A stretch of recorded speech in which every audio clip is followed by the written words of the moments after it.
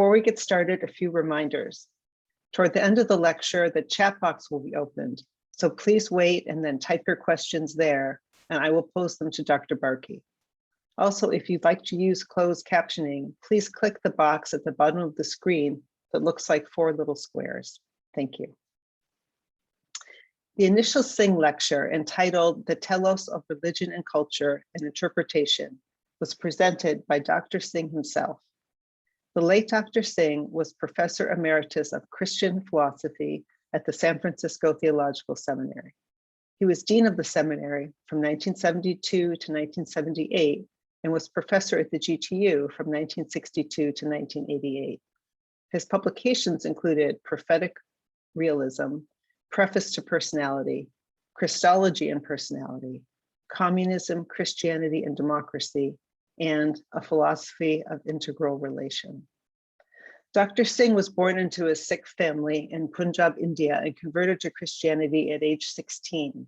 So his commitment to comparative religious thought and culture was derived from personal experience.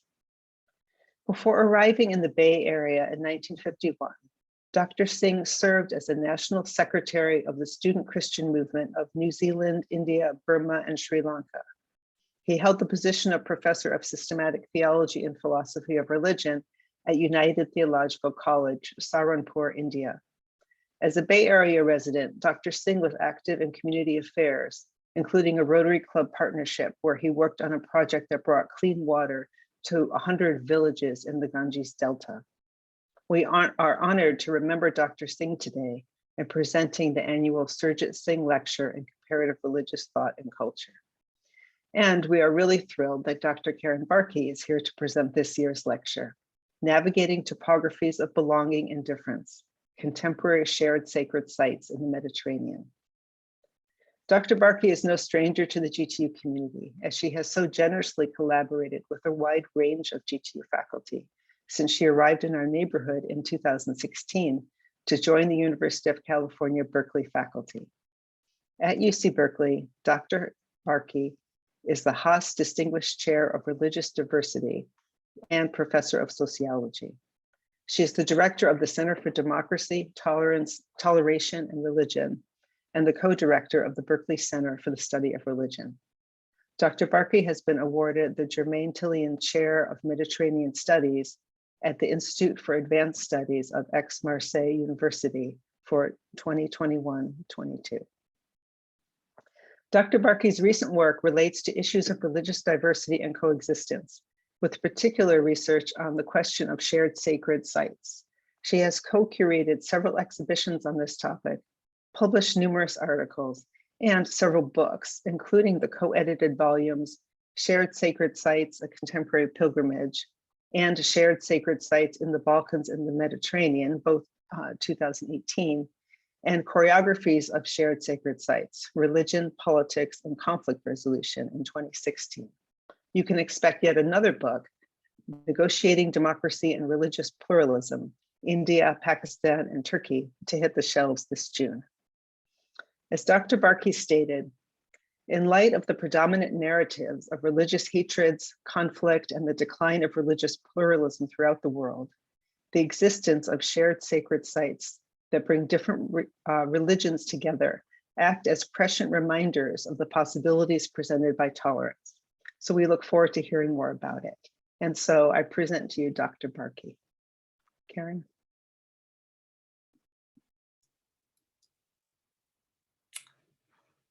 Thank you so much. I will share my screen so that I can start. It will take me a minute and we will get going. Okay. Thank you, Elizabeth, for a really very, very nice introduction. And it's also an honor to be the next person in a long series of talks in honor of Dr. Surjit Singh. So I'm really happy to be here today. I wish I was in a room with you all, but instead I'm on a screen, and I think it will continue for a while longer. So I work on successful cases of religious pluralism in history and in the contemporary world. Success rarely makes the news. Successful cases usually are the outcome of negotiated solutions between religious communities, and they usually demonstrate sustained periods of peaceful coexistence. I'm writing a book right now, as you know, this in the next couple of years, where I want to emphasize with the website and with the museum work that I've done up to now, to present to the public an alternative narrative of religious conflict and open up a new discourse for possibilities of coexistence. And this book, I hope, will be more than just for an academic audience, that it will be more for a general public. So let me start by explaining some of what I am talking about more analytically, and then I'll give you examples. Religious pluralism for me is more than just mere demographic facts on the ground of groups that are defined by difference living in the same territory. It is the acknowledgement of difference with a positive value attached to communities living together and respecting each other's space, time, and culture. Pluralism should also inspire people defined by difference to learn about each other with commitment and dialogue. Religious pluralism also, for me, signifies many different religious groups living together, but also religious and secular people living together in harmony. So I look at both of this. The work on shared sacred sites is one part of the successful pluralism project, and I will focus on that today. Shared sacred sites are holy for members of multiple religious groups and serve not only as places that people respect and visit in various ways, but also as places where they mediate and they negotiate their otherness.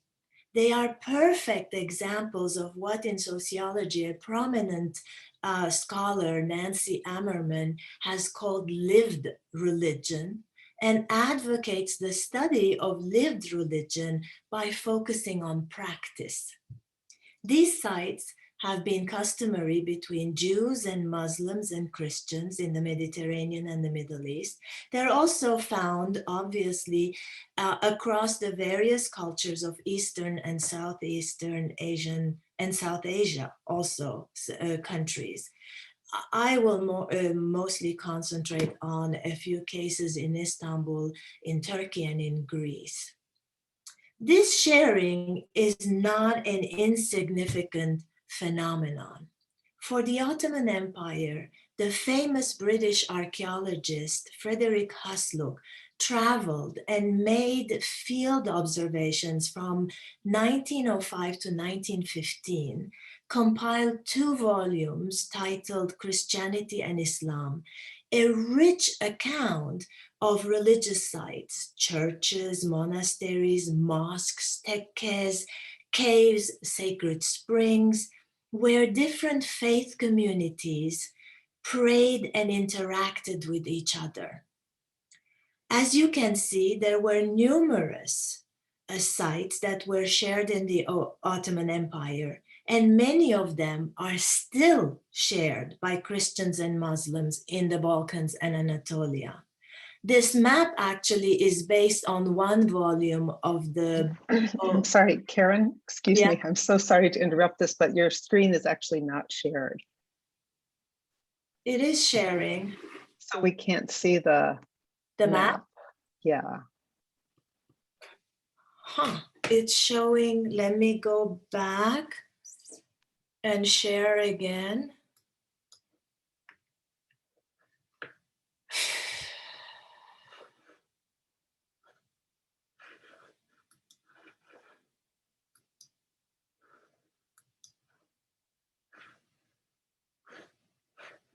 Is it sharing now? No, Now? no. So it keeps failing to share. Oh my God. Here. Okay. Let me try one more time by getting out. I'm sorry. It was sharing 2 minutes ago, so I don't really know what's going on. Share screen. To play from the beginning. Can you see now? Yes, perfect. Thank you so much. Oh God, I'm sorry. I will get to the map. Oof. So this sharing, to go back to the talk, is not insignificant, as I said. And Frederick Hasluck was the one who first put down in maps, in text, actually, in 2 books, these places of shared sacred space.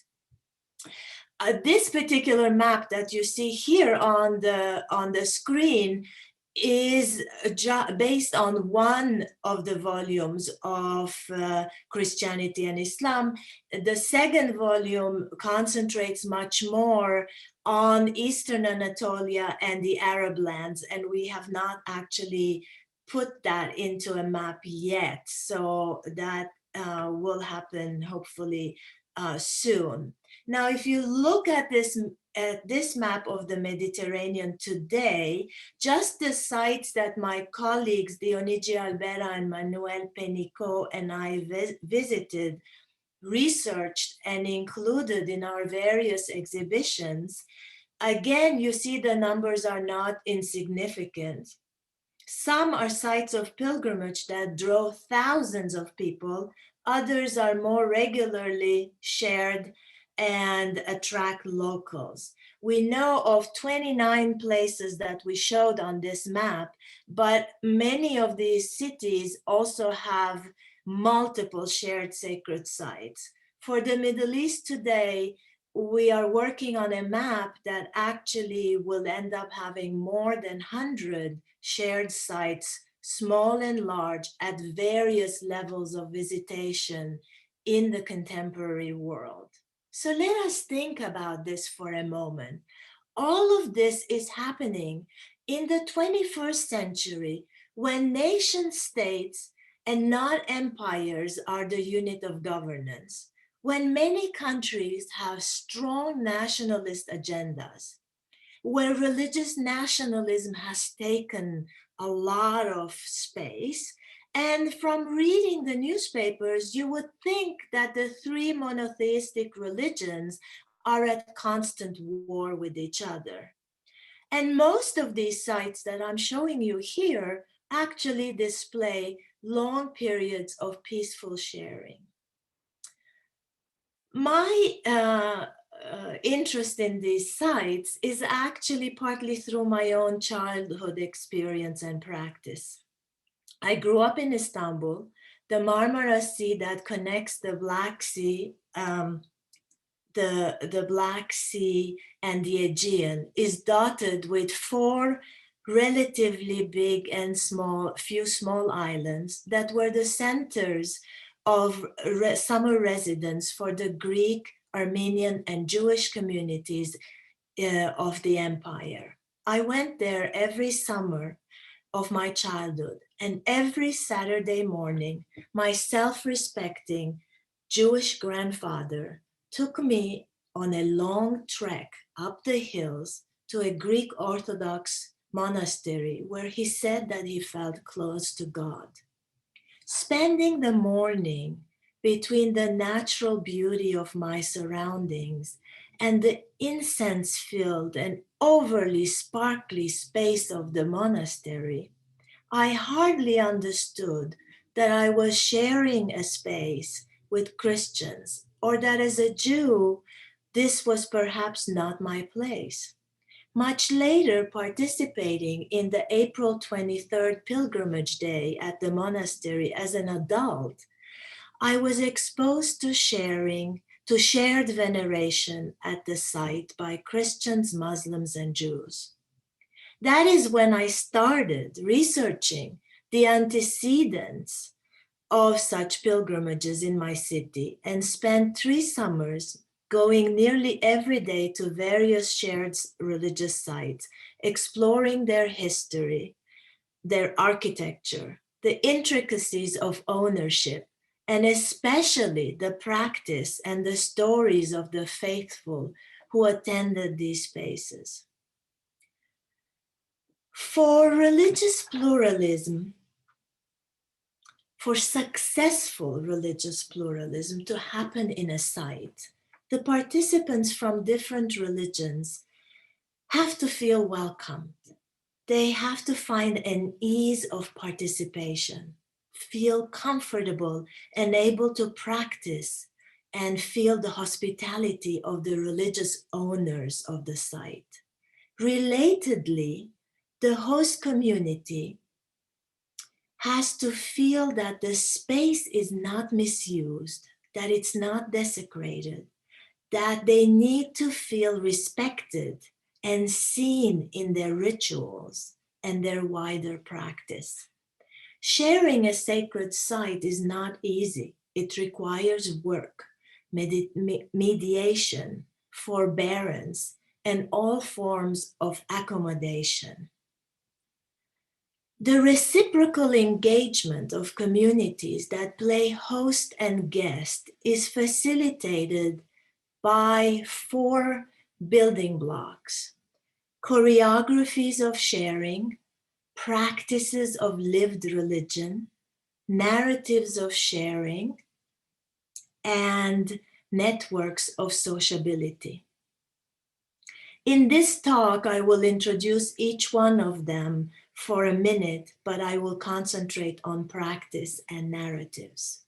From the very first set of encounters, I recognized a variety of choreographies of sharing, which actually became the title of my first book on this subject. That is, that different places have different flows and maneuvers of sharing. Sometimes people prayed together and shared the space equally. And those were the cases of the Greek Orthodox churches that I worked in Istanbul. I'll get back to them. At other places, some groups prayed inside while others outside. This was very clear, for example, at this tekke, the Türbe tekke in Larissa, Greece. Even though mixed images, as you will see right on the left side of the screen, mixed images are very much part of the entrance to the Türbe, to the mausoleum. Muslims go inside and pray inside, and Christians remain outside right by the cross and the Christian devotional icons. Yet in another case, groups use the site on different holy days and occasionally together. Sveti Nikolai in Macedonia is a case of that. Mostly a place of joint worship for Christian and Muslims. On the day of Orthodox pilgrimage of St. George, the space is prepared for Christians, removing all of the Muslim images and carpets and the prayer beads, and the space is Christianized. The site is visited by hundreds of Christian pilgrims on May 6th and May 7th, and then the church is brought back to its regular mixed form, a Christian church and a Sufi shrine. These choreographies of sharing were part of a long-standing historical and religious habitus that was negotiated peacefully at some point and reproduced since then. Choreographies are there to smooth relations, to make sure that people learn a particular procedure and make an easy flowing practice that helps with belonging and being at ease. Second, I argue that it is through practice that attendees get to experience and acknowledge their participation and learn the performance of the rituals that make for belonging. The concept, as I said earlier, was developed of lived religion as practice was developed by Nancy Ammerman of Boston College. And it's defined in this particular way, and I'll define it and then talk about it. A practice is a routinized type of behavior which consists, no, not yet, which consists of several elements interconnected to one another. Forms of bodily activities, forms of mental activities, things, objects and their use, a background knowledge in the form of understanding, in the form of know-how, states of emotion, and motivational knowledge. In the instance of these churches, practice is represented by the rituals, the prayers, the gestures, the votive candles, the use of the votive candles, the keys, and icons as material objects of devotion and wish-making that people engage in. They represent a base of knowledge on how to act in a Greek Orthodox church or a Muslim shrine. And the knowledge gets reproduced through performing and imitating. Those who do not know are initiated either by being taught or by simply imitating. Third, narratives of sharing and belonging provide the meaning that people associate with the sites. Participants in shared sites both appropriate different public narratives that are present in the public sphere and reproduce their own explanations and their own particular personal spiritual stories that they use to explain why, as Muslims, they are in a church, or why, as Jews, they are in a Muslim shrine. Here, we need to bring the actual conversations, the actual narratives that people tell to the foreground, putting them into the context of the larger cultural and political frames that individuals negotiate. As they relate their personal experience of participation, most individuals use narratives through which they interpret their actions. The various narratives help us understand why people do what they do, who belongs to their networks. But it also helps us, in a sense, kind of figure out and construct perhaps Weberian ideal types of consistent features that to unpack various types of people that go to shared sacred sites. Finally, networks of sociability are created through the relationship that people build through these encounters. These networks emerge during practice and in conversation among devotees, in the space itself or in the surroundings, many moments of waiting, many moments of celebration, of exchanging sweets for a wish well fulfilled, many solicitations for help provide the occasion for formulating a story of participating and belonging, and forging a tie of sociability and making further plans for cross-cultural visitations, excursions to other sites, exchanges of cultural traditions. In the best of worlds, what we should be doing with this is actually follow up these individuals and study, in a sense, the diffusion of ideas of tolerance, of cross-religious friendships that overlay these networks. Unfortunately, this was not possible for me to do, as I could not return after those 3 years. I could not return to Turkey for political reasons. Let me just say one thing about belonging. Belonging is very important, but it's not the kind of belonging here that we're talking about where you fully belong to, like in, comprehensive membership in a community of citizens, let's say. Here, belonging is more restricted.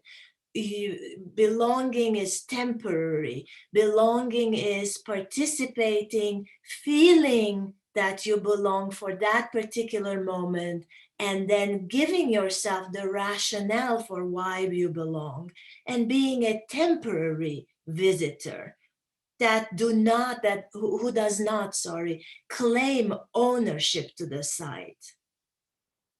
Instead, belonging means soliciting a form of temporary participation in the space and its rituals that reflects respect and inclusion in the larger tradition.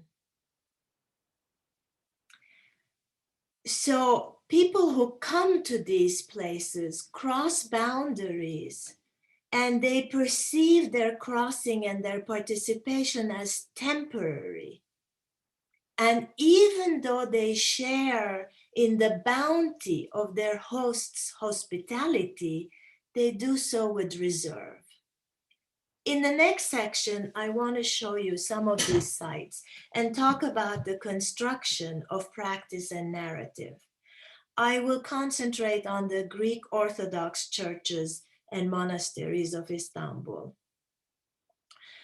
The three Greek Orthodox sites of study share a common feature that they all have a spring or a source of holy water, ayasma, that brings blessings, cures from illness, provides health to worshippers.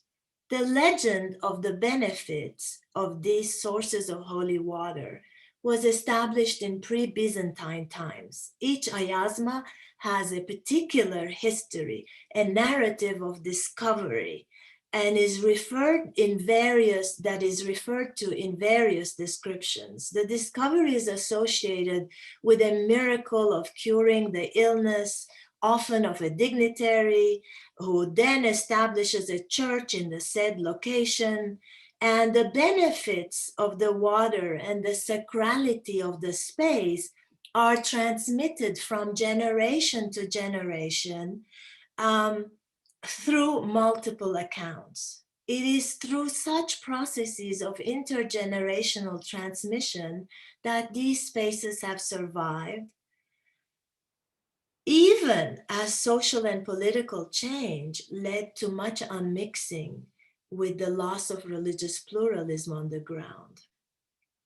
Participants in the shared sacred spaces were mostly Muslims, Sunnis and Alevis, Christians, Greeks and Armenians, as well as Christian tourists, and Jews, although less in number of Jews. They are brought together at regular intervals by the temporality of these sites. Contemporary sharing happens within a historical cultural habitus long established through Byzantine Ottoman relations. It also happens within, obviously, a political context of more contemporary Republican politics.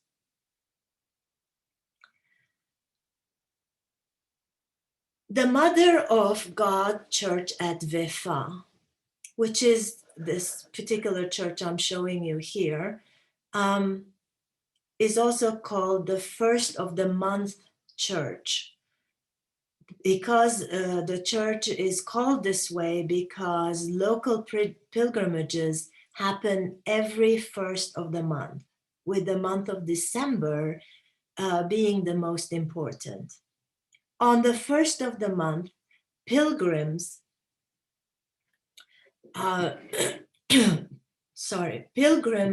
come early in the morning, and I have been among them for many, many first of the month. And I want to read you a little bit from my field notes to give you a sense of the practice. And here you can see a list of all of the practices that happen on the first of the month, but we can go through them with pictures. So I entered the courtyard in which the church is located. It is full of women, much fewer men, maybe 10% of men in attendance.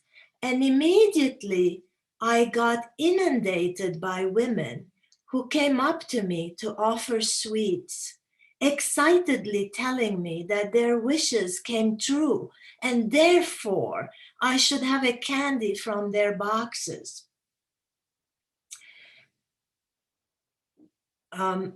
They told me, was a Muslim habit to offer candy when your wish comes true. The giving of the candy, I learned later, had been adopted by all the different religious groups coming here, and therefore was not an indicator of identity. Other aspects would be later on. I then went inside and got 3 keys from the church attendant selling, and actually you can see them, I have them here, if you can see them on my desk too. Selling as many keys as you want, depending on how many wishes you want to make. They were very cheap at the time. And I followed everyone then to buy candles which you light to make a wish. While in the Greek Orthodox tradition, the votive candle represents the light of Jesus, here it is taken in a more generic understanding of wanting to make a wish or to fulfill a vow in front of a saint.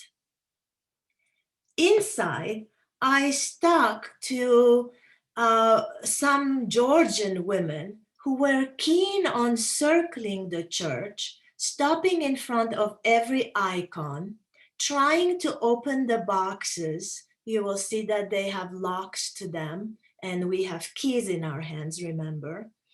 Then passing the key around the edge of the frame or the contours of the faces of the saints represented by the icons. We are all in line, moving slowly, sometimes in silence, at other times chatting lightly, doing the same things with the keys, making wishes, and telling others what we wished for. They don't know me well yet, but they describe in sad detail the challenges of living in Georgia and coming to Istanbul to become guest workers. They pray for their children that they do not see, the health of their spouses they miss, and giggle in between. I then go downstairs where the holy water was, and there as well, you go around the church and end up in the front of the holy water and take some with a bottle if you brought one, or just wash your face or sprinkle water onto yourself. Finally, I made it upstairs just in time for the liturgy, the prayers by the beloved priest. We're not there yet. The priest who is clearly overcome by the cacophony of voices, the clumsy partaking of ritual, the bricolage of traditions and rituals, the encounter of religious conceptions and misconceptions, as well as the wistful innovations that occur each time. But he's a terribly good-natured man, I'm told. Women love him. He was busily blessing people waiting in line in front of him all morning, but now he leaves the job to another priest and comes to pray with us. Then the unexpected happened. Many women who were praying with their hands open in the Muslim gesture and posture crossed themselves in imitation of the priest. This happened many times during the ceremony, and it got repeated over time. So among the women, I could also always recognize the Greek Christian women who wore crosses, necklaces with crosses on them, Muslim women who were very secular, like this one you see in this picture, who would cross herself as well, or that particular day, about 10 women with headscarves who looked very much wearing clothes in a Muslim tradition. Many were praying with the priest and crossing themselves from time to time. When he was finished praying, the priest walked around the church spilling holy water on the participants. And then many women cornered him to have their pictures taken with him, talked to him, asked him to resume the post of blessing them, said they wanted to be blessed by him and not the other priest, that they had all come all the way from wherever in Istanbul or other places for his blessing. You keep the keys and return them only when your wishes come true. Some women were talking about getting their wish, a son. Some women said they come here every month on the 1st. They are trying to complete the 12 months, and that will be a great accomplishment. People talk about their issues in line. They do not talk about religion. It's all about their experience, what they get out of it, and the practice itself. They believe the more you come, the better you practice, the more you show respect to the saint, or in this case, to Mary, and the better you will be accepted. They tell me I have to pay attention and I have to imitate as to not anger the hosts, but also to draw the blessings of Mary. The visitation, the practice reflects your degree of belonging, and that in turn adds to the probability of your wish coming through. Here you have just the courtyard and people waiting in line to be blessed, as you can see. And this is the sharing of the sugar when your wish comes through. And I will talk about community building now. The narratives of participation at Vefa. I spent a lot of time listening to people, talking among themselves and also talking to me, especially when I asked them what the practice of sharing sacred sites meant to them, especially talking to people in small groups. When you capture them, they tell you, and you can see that together they produce a moral past, one where relations between religious and ethnic groups were better, where they were less constrained by the formality and the homogeneity of the nation state. The site itself and the rituals were a way to reenact this past. So you will hear a lot of this kind of statement, a cosmopolitan habitus. We lived with Christians, Greeks and Armenians in the same neighborhood. We shared our daily lives with them. I learned some Greek when I was a child. I went to churches for weddings and became familiar with Orthodox rituals. This is a very familiar space for me. So I call this the cosmopolitan narrative.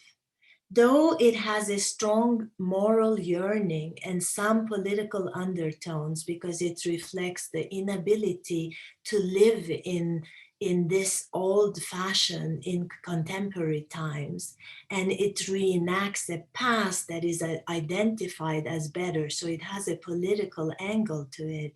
It is really about this old Ottoman cosmopolitanism that is being brought back by joining shared sacred sites. Another powerful narrative explains the participation in monotheistic language. We all have the same God. We're all the children of the same God. We can pray, therefore, anywhere that we want. So we are open to all religions. We pray within our means, our knowledge, the way we know. We go everywhere. Why not? It's a vesile, it's a means, it's an occasion. There is no difference for me between a mosque and a church for my prayers. I pray for my son, for my nephew, for their work. I also go to Büyükada, to Moda, to Eyüp Sultan, Sultanahmet Cami, Telli Baba. These are all different places. There is no hardcore, rigid separation between religions. You want to keep your faith. I have been coming here for the last 7-8 years. I heard from the article of Ayşe Arman, she was a journalist who wrote about this. I came, my wishes came through, and I kept coming back. I go to other places as well. Ramadan is coming. I will fast. Churches and mosques are the same for me. They should all come. We can go to each other's places. The next narrative is a narrative of identity, a steadfastness in self-identity. Narratives of identity are very complex and are usually overdetermined. Robust religious identity attachments do not deter participation. In this space, each devotee is aware of the other's religion. Muslims clearly express their Muslim identity. They are not here to convert. They are here to partake in the bounty of the Christian saints, in the relief offered by the holy water, in the assistance extended by the priests who navigate the masses with care and attention. Their identities are solid. Even those who turn out to be secular or atheist or deist, they will say, let me clarify right away. Özür dilerim, ben Müslümanım. Let me clarify, I'm sorry, I'm Muslim. So coming to the shrine, they carry on as individuals, not as part of a community. Crossing boundaries is an individual level phenomenon. What is also interesting is that when you start talking about friends, networks, ancestors, neighborhoods, their narrative tames a bit their identity. It becomes blurred and more textured than a straightforward, strict religious identity. For example, an old man with whom I was talking who ended up being a migrant from Bulgaria, had lived with Christians in Bulgaria, but had been, in his family, there had been mixed marriages. They had celebrated multiple holy rituals together with Christians. So you see that he just says at the very beginning, I'm a Muslim, but then his explanation of why he's there makes it much more complex. The way his traditions, his past, the complexity of his lived religion comes out in his narrative. There are many other narratives. I don't have time to talk about them. Narratives of superstition, narratives of political opposition, feminist narratives are also very strong in these spaces. But now I want to give you, in the last part of this talk, another contemporary site that I want to talk about briefly, because it shows the fragility of these sites and things that are happening there. Another contemporary example is Ayayorgi, also known as the St. George Greek Orthodox Monastery on the island of Büyükada, off the coast of the Marmara Sea, which is a shared site as well. That's where I used to go as a kid. During the April 23rd and September 24th, which are the two pilgrimage days, Ayayorgi is overwhelmed with visitors. Especially on April 23rd, because it corresponds both to St. George's Day and the Festival of Spring in the Muslim tradition, Hıdr el-İz. You can see in those days, on April 23rd, up to 30,000 people who come from various backgrounds and religions, who come onto the island on the day of pilgrimage, and for a day of sightseeing, praying, and wish making. Muslims have fully adopted these traditions, incorporating both St. George and Hıdr el-İz into their narratives of participation. Here you have a postcard of the place, and this is a 19th century photograph of the pilgrimage at this space at Ayayorgi. That is very precious to me, because there are very few photographs of the older pilgrimages. So when participating in this pilgrimage, worshippers climb the hill in silence, unspooling threads of different color that get tied to trees along the way. Then they buy a key or a bell from the church, where they pray and appeal to God for worldly wishes. Ayayorgi, as an interreligious pilgrimage site, boomed in the last 30-40 years and has recently come to the attention of public authorities.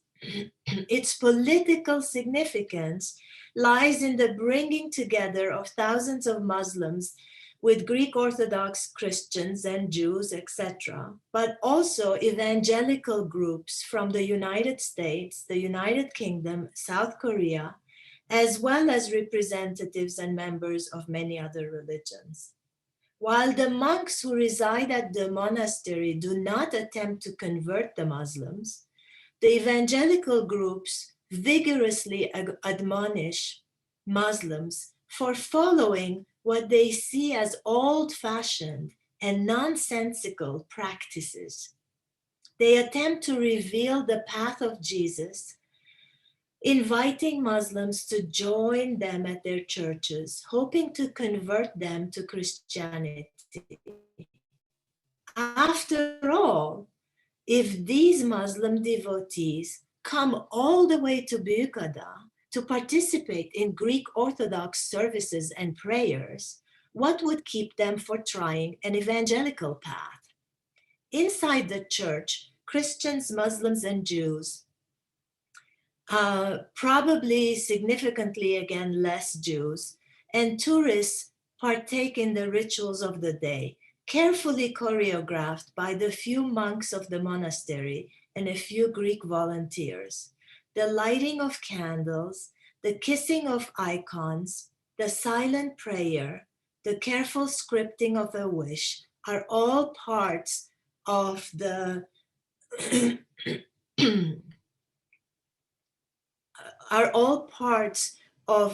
internal ritual of this place that accommodates Muslims and Christians in the exact same way. Although people come to the top of the hill and the monastery for the whole day and throughout the day, early risers are able to participate in the Mass and approach the priest for a blessing.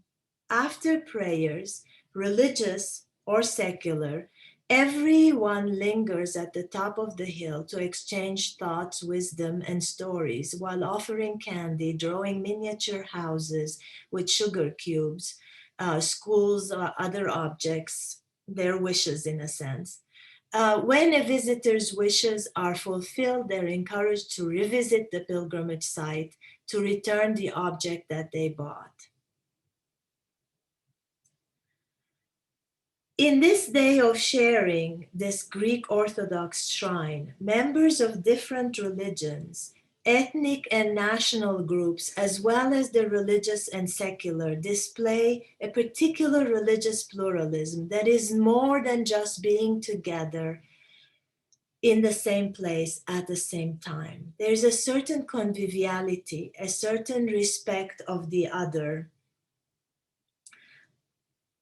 an effect of the crowd, a community of shared experience from which you draw value and meaning. The day of pilgrimage offers an opportunity for at least at a particular situation and time to associate across religious lines. In many ways, people come to this shared sacred setting expecting diverse people to get along. And such pilgrimages and days of visitation by multiple religious and not so religious groups occurs has occurred through many urban and rural locations that were part of the Ottoman Empire for long centuries.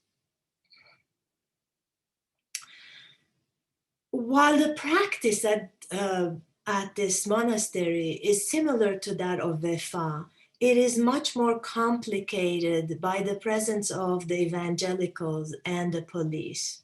You saw the picture of the evangelicals as well as the police. Here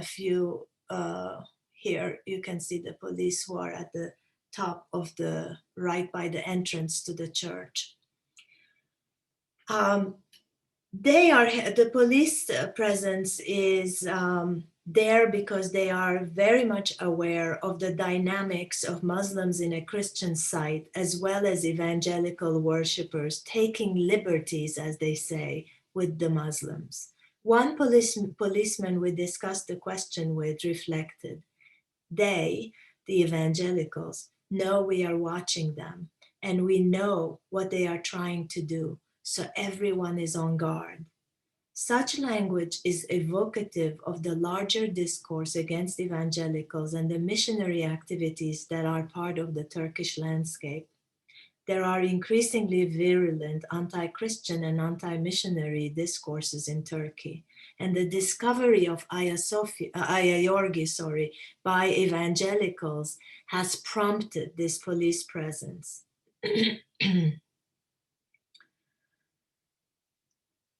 It is interesting to me and to us generally that a pilgrimage that has been carried out for a couple of centuries at least, we know for this one, gets complicated by the entry of an outsider presence with a different agenda and to upset the equilibrium.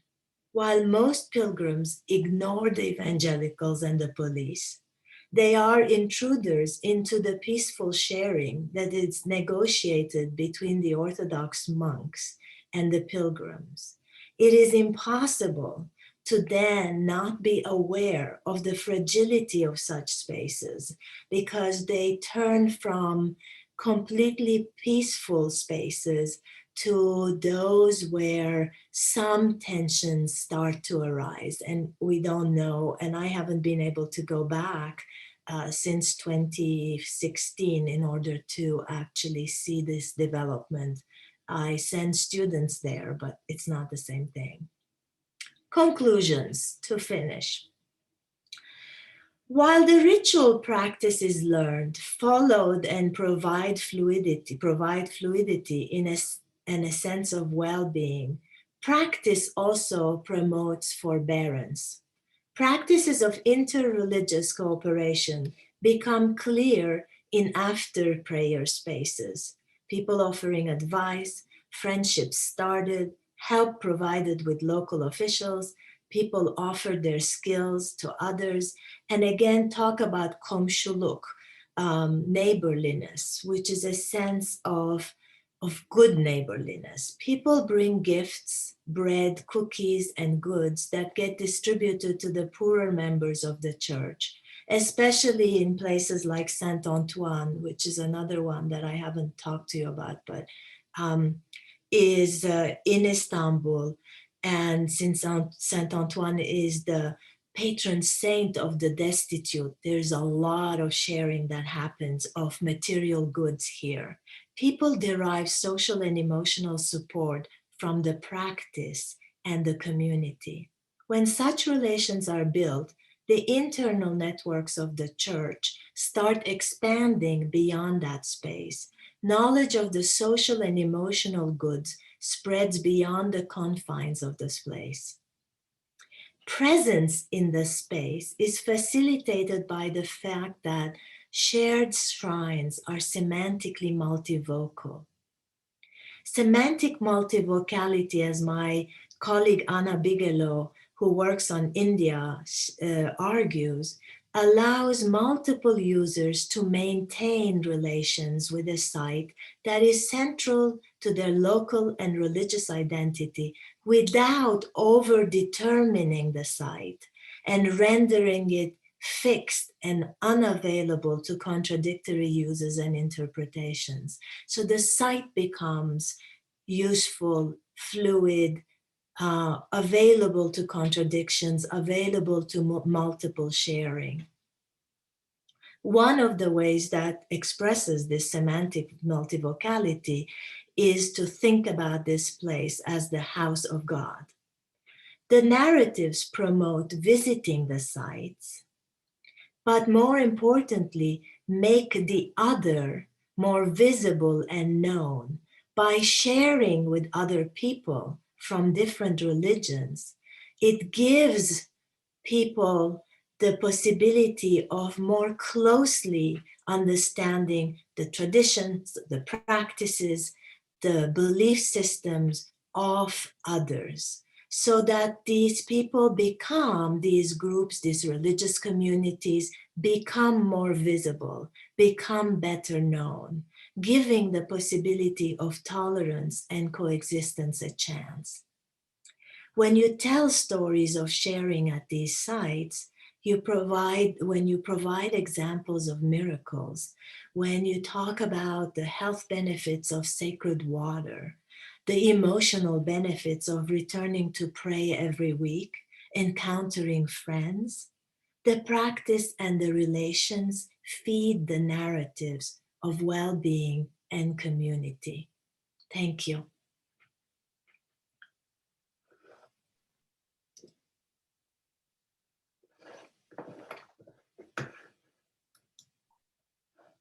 Thank you so much, Karen, for that fantastic talk. To the audience, the chat box is now open. If you want to put any questions in there, I will catch them for you. Karen, I'm so struck by thinking about networks of sociability and the way that people of different faiths could practice in the same place and even have some of the same embodied practices and all be working toward thinking about wishes and yet be respectful of each other's and unthreatened by each other's own religious identification. Exactly. You know, so fascinating. And I was wondering about, so the Vefa church has not seen any sort of incursion by the, if that's the right word, by the evangelicals or the police. And will it be able to stay that way? I mean, is that like constantly sort of a threat that has to, or that has to be negotiated?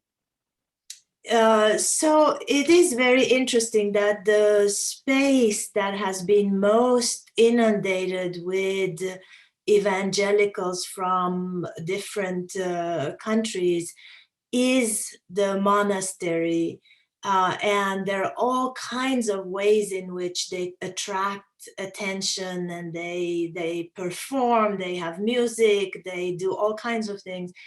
Part of this, I think it's the space, it's the fact that it's outside of Istanbul, it's on an island, the geography and the kind of long, the going up the hill gives, you know, a lot of opportunities for capturing people, whereas Vefa is in a very tiny street, and the church is completely closed off by very high walls that, so you enter the courtyard and then you walk for a bit to go to the church. You don't see the church from the street. And the space there is incredibly limited. So, and it's the middle of Istanbul. So I think evangelicals don't feel as comfortable in that space. So it has not been, it has not been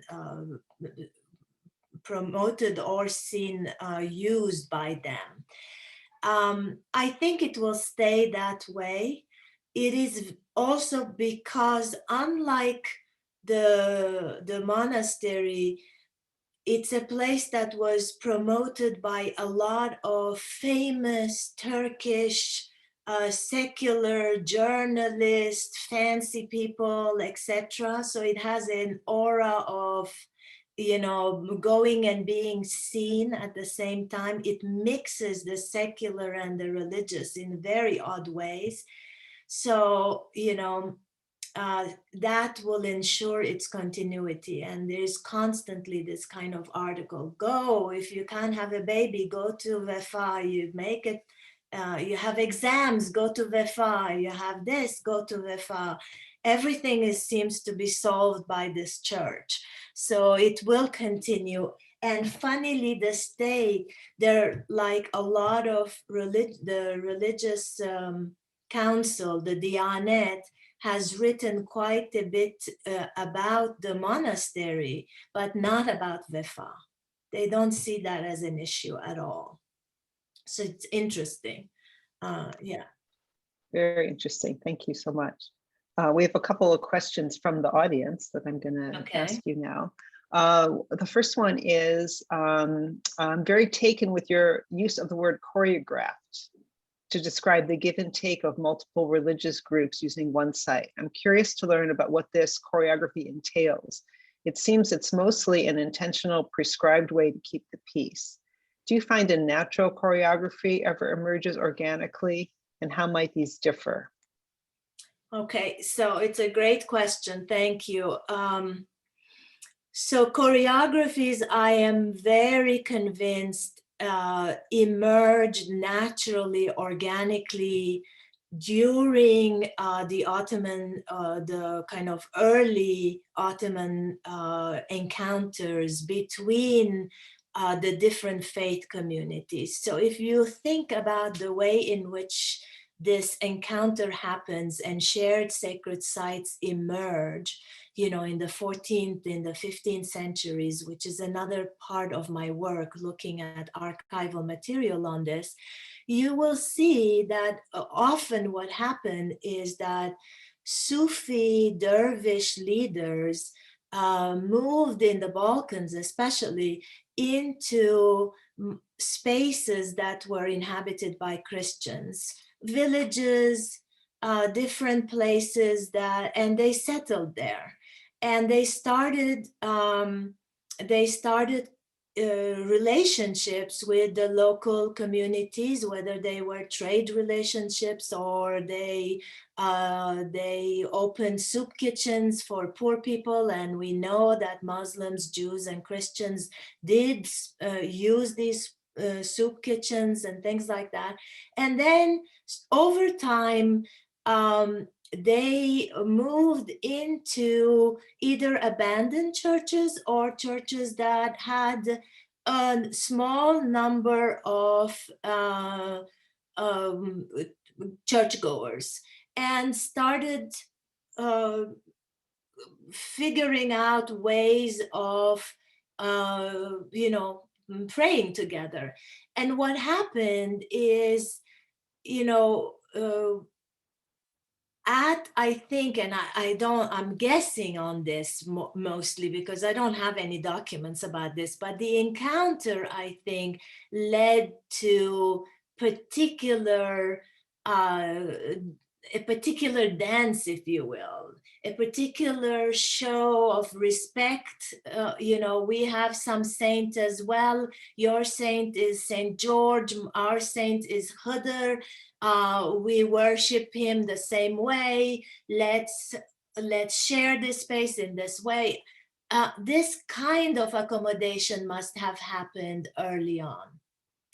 I worked in the contemporary times. I worked with a rabbi in the town of Hania on Crete, who actually started a synagogue and opened it to everyone, Jews, Muslims, Christians. He used to hold, he's dead now, but he used to hold a Shabbat service that was open, and he would say that the Shabbat service was for every religion. It was a Shabbat that had been a little changed. He changed the books a little bit. He wrote for, you know, the liturgy in a little different way to appeal to everyone. And in his synagogue, you could see that he had invented his own choreography as well, of how people came into the synagogue, not sit separately as that old synagogue used to have. It was a Sephardic synagogue at Hania, mixed seating, things of the sort. And you know, you could see that the choreography emerged from his you know, his imagination in many ways. So I think that's what I would respond. Well, thank you. Another question: how might gender affect the dynamics of sociability across faith traditions? Might gatherings of predominantly men behave in similar ways? Yeah. So gender is very, very important here. Certainly women are carrying the traditions, reproducing them, learning them, teaching them to each other, and are respectful of the space and are really good at reproducing the religious, the lived tradition. Men are less, you know, less able to do that, but also they are reluctant. I have encountered many men who told me, well, I come here as if it was a museum just to see and just to get a sense of it because I heard about it. But yet they make a wish, you know, but they also kind of keep a distance. Or they will say, yes, I'll come here, but I won't get close to the priest. The priest, he's a Christian. So they have more a sense of boundary and less crossing of the boundary.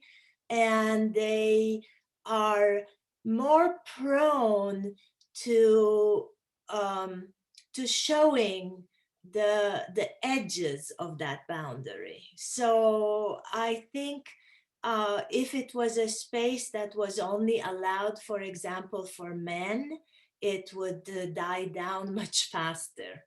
And also this gives me the possibility to talk about the feminist narrative, which is constructed by many Muslim young women, religious or secular, who come to the Greek Orthodox Church because they say, you know, with the imam, I cannot talk to him like I talk to the priest. I cannot come without really covering myself fully. And then when I go to the mosque, I'm in a separated area. Whereas here, I feel like I can participate fully and I'm an equal member of the community. So then you see that the gender influence here is also very, very powerful in a feminist narrative of participation and belonging. I belong because my own religion is a little deficient in my view of how I should be accepted. And so I try something else. Thank you. I want to combine a couple of questions to ask something about evangelicals and proselytizing and converting. And a couple of people are wondering about Orthodox and Muslim conversion, and if this happens in Orthodox and Muslim spaces, and if it's just sort of a Christian evangelical phenomenon. Yeah. So there is really to speak of the Greek Orthodox churches in Turkey today and the situation of the Greek Orthodox community, we need to go a little bit into their demography and their politics, etc. They're a very small group. Jews and Christians represent today in Turkey probably less than 1% of the population. And Greeks are the smallest minority group right now. They have many, many churches because that are left from the Byzantine times. Some have been converted to mosques, as we know, and others are still churches, and they are active churches. The Greek Orthodox Patriarch is incredibly important to the continuity of the Greek Orthodox Church in the world and in Turkey.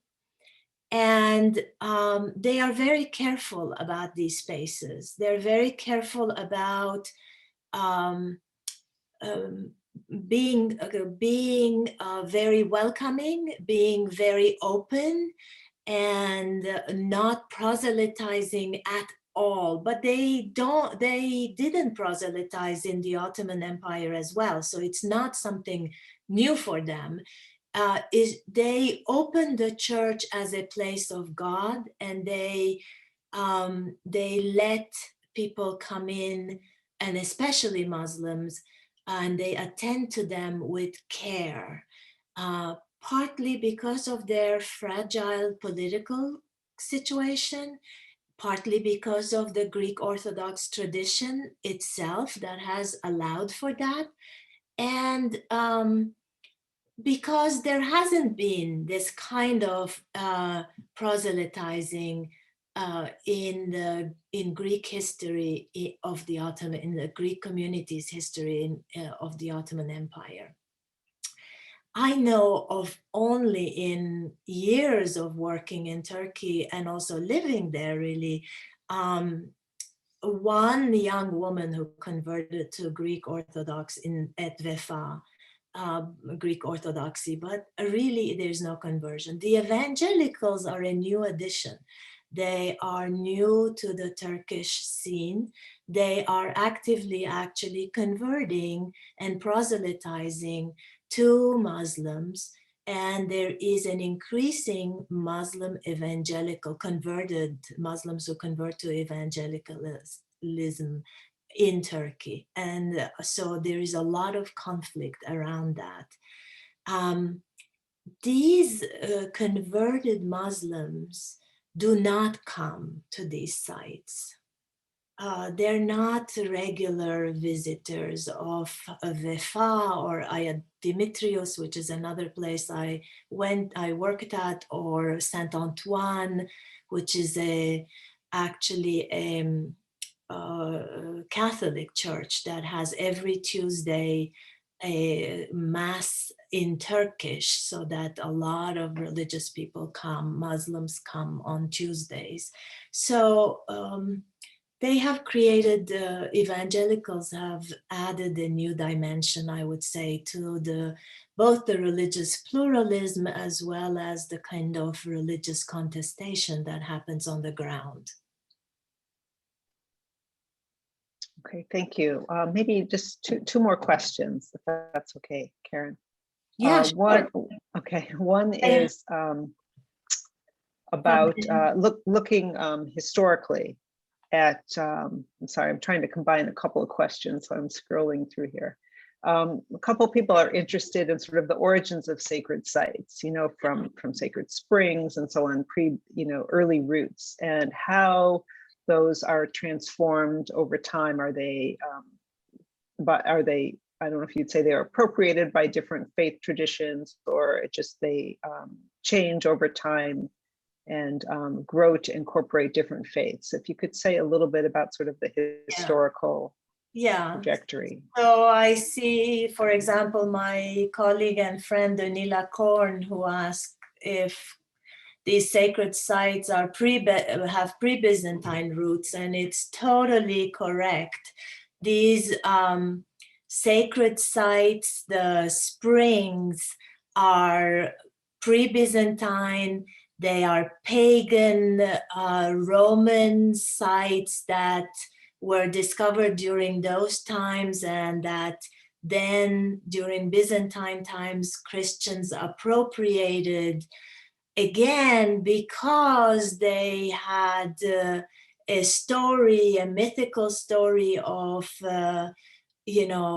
somebody gaining their sight if they were blind, a leader, a Byzantine lord getting cured at this site, and then this pagan place is appropriated, becomes a Byzantine site, a church is built on it, and the story of this place gets reproduced through generations. And when it passes into the Ottoman Empire, it becomes part of the interreligious narratives in urban spaces especially. So there's another church, for example, the Baluklu Church, that was a Byzantine church in Istanbul, and the priest is outside the church and he's cooking some fish, and the story goes that they come and they tell him, people come from the community and they tell him that the Ottomans are going to come and invade, and that Constantinople will become a Muslim city. And the priest says, look at these fish that are that I'm cooking. If they can revive themselves, then the Turks can come. But I don't think that's happening. And according to the myth, the fish jump out of the skillet and go into the holy water that is inside the church. And now when you go to the Baluklu church, there is actually fish running in the holy water. There's always fish there. And Baluklu means with fish. And so the story you can see is part Byzantine, part Ottoman, and it got reproduced on both sides and added on to, etc. And then Muslims start coming to that church because that story developed and attracted people. And then the church became known for healing purposes as well. You see, so that's how this coexistence of people in a same space becomes possible. There has to be a myth, a story, an icon, a saint, something joined that people can rely on. And then they say, oh, you have this, oh, we have that as well. we tell a similar story. And that's how these relations are built. I hope that made it clear. Oh, it's wonderful. I mean, who wouldn't want to see where the fish jumped out of the skillet? I mean, that's on I my love list that now. story. It's so Yeah. it's a wonderful Yeah. story. So one final question, and I think I'm putting two things together that I do think sort of relate. Is that sharing of sacred space more difficult under Erdogan, would you say? And similarly, you know, can you say something about, oops, sorry, I lost this question, about the situation of Hagia Sophia in Istanbul, historically and today? Okay, great. So an easy question for the end. That's fun. So I just actually published a paper on this conundrum of how shared sacred sites continue to exist in Erdogan's Turkey that is pushing for increasing religious nationalism, Sunnification of Turkey, etc. And there are many reasons why these places continue to exist. Partly they are easy ways of showing that Turkey is tolerant and has forbearance, and that there is freedom of religion in Turkey, which is all, you know, contested and complicated, and I won't go into it, but it's an easy way to advertise tolerance. Second, which is the most interesting to me, part of this is that a large segment of the population that joins the pilgrims, that goes on pilgrimage, especially to Ayayorgi on Büyükada on the 23rd of April, or to Vefa, are actually the constituency of Erdogan. They are religious Sunni, you know, regular people who vote for Erdogan every time, again and again. So for him to close sites of this sort would be actually acting against his own constituency, angering his own constituency that happens to be Sunni religious, you know, not fundamentalist, just Sunni religious people, but also superstitious, but also steeped in the tradition of, you know, this kind of mixed Ottoman cosmopolitanism that have this in their background, that come from, you know, the lands that from where the Ottoman Empire shrank, you know, the Balkans or the eastern, you know, provinces. So he would hurt his own constituency, and I think that's the most important part of this puzzle as to why they continue to exist. And it's also a way for people to, in a sense, it works for people to come and tell of their stories, get a day of relief, and, you know, complain, and then get back to life. It's like a release mechanism. So you wouldn't want to touch that. Okay. Hagia Sophia, a very complicated, very political transformation. Obviously, in 2020, Erdogan finally declared the Hagia Sophia Museum, that had been made into a museum by Atatürk, into a mosque again. And if you look at the footage of the first prayers at the mosque, the the leader of the religious community of the Diyanet comes with a sword to claim the right of conquest, to reenact Ottoman, traditions. And what is interesting is that it is actually a very political, it's the use of symbolism, Ottoman symbolism, for a very political, majoritarian politics in Turkey right now. And it's to soothe the Islamists who have been demanding this for a very long time. And unfortunately, I think part of the reason this has happened is that when the early republic transformed the mosque into a museum, they did not create, they did not propagate, that did not work on creating the narratives of legitimacy for the museum, for a civilizational project. They were so worried about associating themselves with empire that they forgot the kind of Byzantine Ottoman continuity, and they could have taught us, for example, in school, the meaning of the museum and its civilizational project. Instead, they left it as a blank, which was taken so that space was filled in with Islamist rhetoric. And I think that's partly what happened in Hagia Sophia. And I don't know if there's any other question on it, or a particular question on it.